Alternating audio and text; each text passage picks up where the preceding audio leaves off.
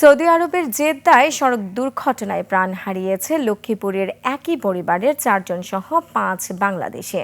নিহতের গ্রামের বাড়িতে চলছে শোকের মাতম।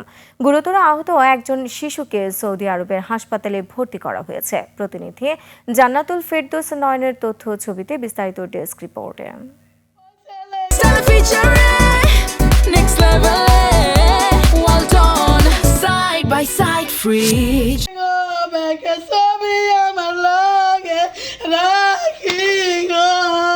পবিত্র উমরা পালন শেষে প্রশান্তি নিয়ে ফিরছিলেন আভা শহরের নিজের বাসায়, কিন্তু পথের ভয়াবহতা কেড়ে নিল সব আনন্দ।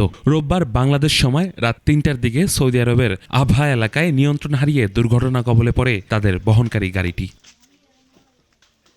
ঘটনাস্থলেই প্রাণ হারান সৌদি প্রবাসী হোটেল ব্যবসায়ী মিজানুর রহমান মিজান, তার স্ত্রী ফারজানা আক্তার সুমি এবং তাদের 2 মেয়ে 13 বছর বয়সী মেহের আফরোজ ও মাত্র 1.5 বছরের শিশু সুভা।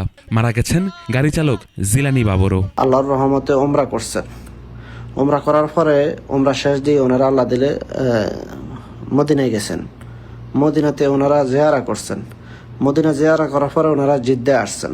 গাড়ি অ্যাক্সিডেন্ট করে মিজানের ফ্যামিলি সহ মিজানের 3 মেয়ে সহ মারা গেছে, আমরা এতটুকু জানি। স্বজনরা জানান 3 ফেব্রুয়ারি স্ত্রী ও 3 মেয়েকে নিয়ে ওমরা করতে যান মিজান।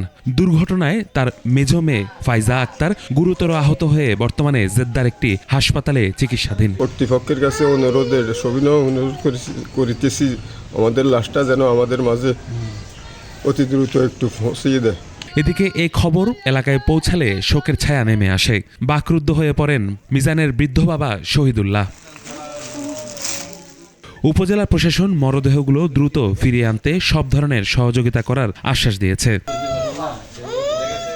ইউসুফ হাসান নাইম, 21 টেলিভিশন।